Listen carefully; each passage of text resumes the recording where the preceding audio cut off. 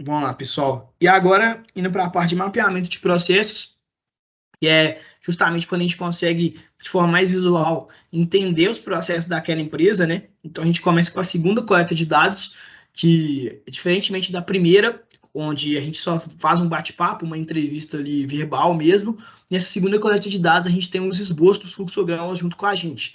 Então, a gente vai levar, então, para os funcionários um esboço de forma visual de um fluxograma ESIS. Não é um fluxograma ESIS pronto, mas a gente vai mostrar como é que a gente está realizando de acordo com a primeira coleta de dados, né? Então, com esse esboço fluxograma pronto, a gente chega para o funcionário ali e mostra para ele. Então, o funcionário pode chegar ali e falar, é, eu acho que essa tarefa aqui é realizada antes dessa, eu acho que essa tarefa aqui está errada. E por que isso é importante? Porque só com aquela primeira coleta de dados, que é mais uma entrevista, mesmo a gente fazendo a transcrição do áudio, etc., a gente às vezes pode ter compreendido uma coisa errada, ou às vezes o funcionário naquela primeira ocasião pode ter falado uma coisa que confundiu a gente. Então é importante a gente ter essa segunda coleta para a gente verificar e corrigir possíveis erros ou possíveis entendimentos errados para que a gente consiga realizar o fluxograma ESIS final, né, o que vai ser entregue para o cliente da melhor forma possível. Então, essa segunda coleta de dados tem esse objetivo. Dentro do mapeamento, né, depois dessa segunda coleta de dados, a gente vai ter a elaboração dos fluxogramas ESIS, que nada mais são do que o produto final, né, o fluxograma ESIS final, que depois dessas correções na coleta de dados, onde a gente vai mostrar mais visualmente ali aquele fluxograma dos processos que são realizados na empresa.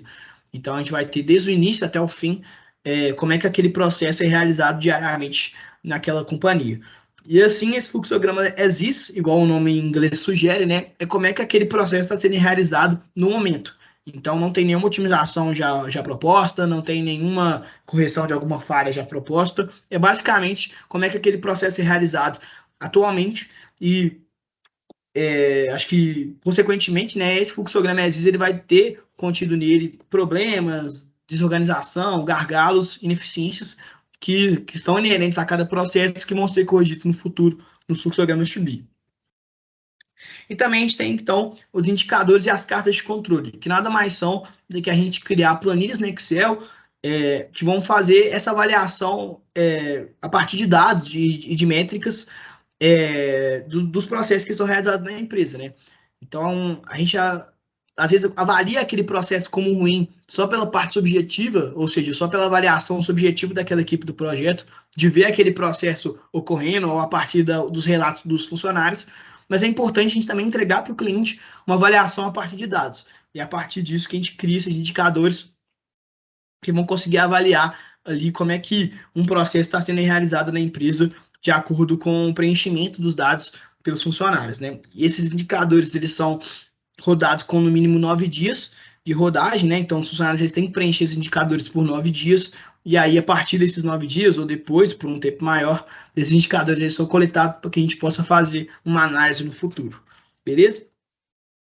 Então, aqui tem um exemplo de um indicador, que é basicamente, por exemplo, que a gente realizou ali, que é a tabela de controle de chegada de produtos. Então, a gente tem quando aquele produto foi a data de preenchimento daquela planilha, o período que o produto chegou, então se foi de tarde ou se foi de manhã, o produto que foi entregue, o tipo de produto que foi entregue, porque naquela empresa eles conseguiam classificar os produtos que eram entregues de acordo com a composição dos produtos, apesar daqueles produtos e a destinação.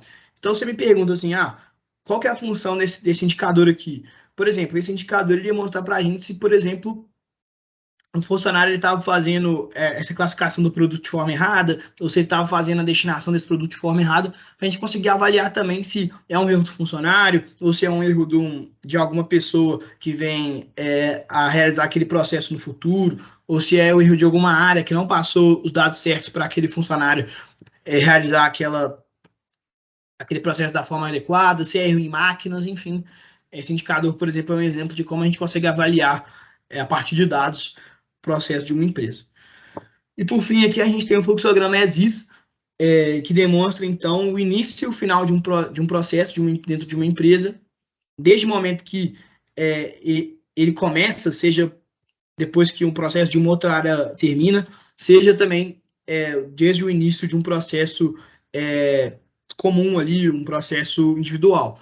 Então, a gente tem, então, os materiais, por exemplo, nesse exemplo aqui, os materiais são descarregados até o final, que são os materiais prontos para a venda. E até desse ponto inicial até esse ponto final, a gente tem várias tarefas que são realizadas, 2 pessoas que estão contidas nesse processo e várias ramificações dentro desse processo. Então, é um exemplo de um fluxograma existe que a gente pode encontrar. Fechou? É basicamente isso, pessoal. Indo agora para a parte de desenho de processos,